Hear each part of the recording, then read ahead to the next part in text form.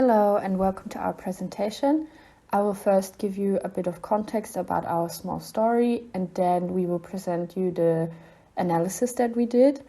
So the small story is a fairy tale and it's about a princess who is sleeping and then the prince comes and takes her hand and kisses it and then she wakes up. So that's where the story starts and we will now read out the story to you. Who are you? I'm a handsome prince who has woken a beautiful princess to claim her hand in marriage. You what? I face danger, arduous terrains, and difficult questions to wake you and take you as my wife. But I don't want to be your wife. Pardon? I don't want to be your wife. Who said you could wake me anyway? Well, the witch cast. The queen said. The king told me to. I was having a lovely dream. Sorry. Did anyone record EastEnders? I don't think so. Typical. So, now that you've woken me up, I'm supposed to be your wife. Is that it? Well, yeah. I faced great danger, arduous Yes, you said all that. Who cast the stupid spell? The witch. Right. Where are we going? I don't know where you're going, but I'm going to find the witch. Can I come with you? If you must. So we chose this story because we thought it's funny, it's something different, it's a bit more unconventional, and we also thought that it shows an interesting and very changing dynamic of the roles. At the very beginning of the story, it becomes clear that the prince is behaving and communicating in a very self-confident manner. Therefore, in lines 2 and 4, it becomes clear that he speaks to the princess in a almost arrogant way, especially in line 4, in which he indicates as a matter of course that he will take the princess as his wife, that he has a clear expectation of the princess and also seems to speak very confidently about his appearance and his actions. In the course of the story, the second self becomes apparent, namely the insecure self.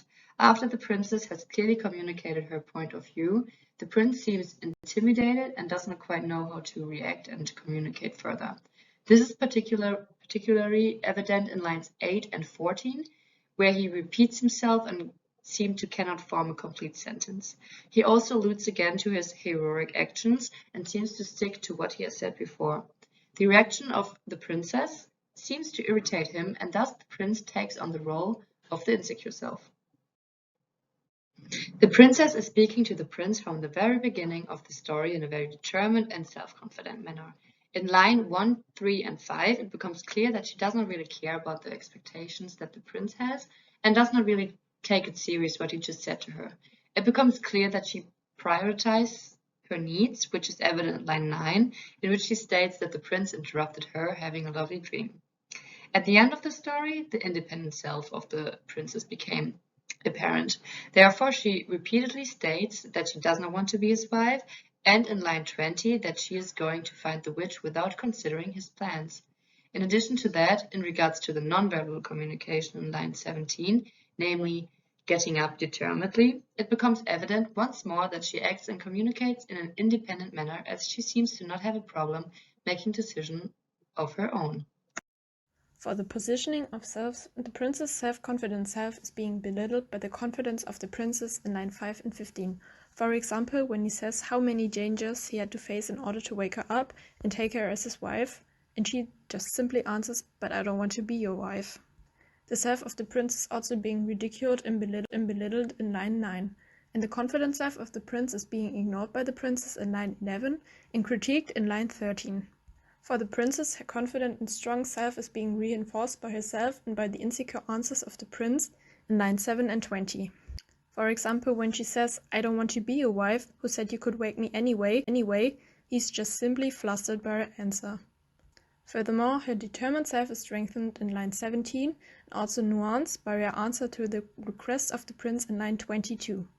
Overall, the self-confident self of the princess is being reinforced by herself and through the answers of the insecure self of the prince, and the insecure self of the prince emerges through the answers of the princess and her ignoring and belittling his confident self. So now on to the conclusion and interpretation about the identities. And first we have the development of the selves, and here we thought that the princess self-confident self slowly becomes less prominent and then disappears because of the determined and independent self of the princess, which also brings out his insecure self. And the selves of the princess are present throughout the whole story, because she's very determined and independent from the beginning on, right until the end. Then onto the influence. The princess is definitely the main influence and she steers the conversation. She brings out the insecure self of the prince and makes his self-confident self disappear. And for the relation, we said that for the princess, it is important not to conform with the traditional role. And for her, kind of her values are at stake and she's clinging onto those. And the prince is socially submissive towards the assertive princess. But we don't know if he's okay with this or not. He is a bit surprised in the beginning, but he's not protesting against it. And he's just starting to follow her lead. To the theoretical perspective, the characterization of prince and princess was shaped by societal gender roles. In this modern fairy tale, the princess is challenging the stereotype of women's role. First, she makes it clear that she will not be submissive. Second, she goes even up a step further and takes the dominant role away from the prince. The prince then conforms to the role in the beginning by showing a huge ego, acting strong, and expects the princess to follow his lead, and, well, he's surprised when the princess challenges his role. Lastly, the external validity.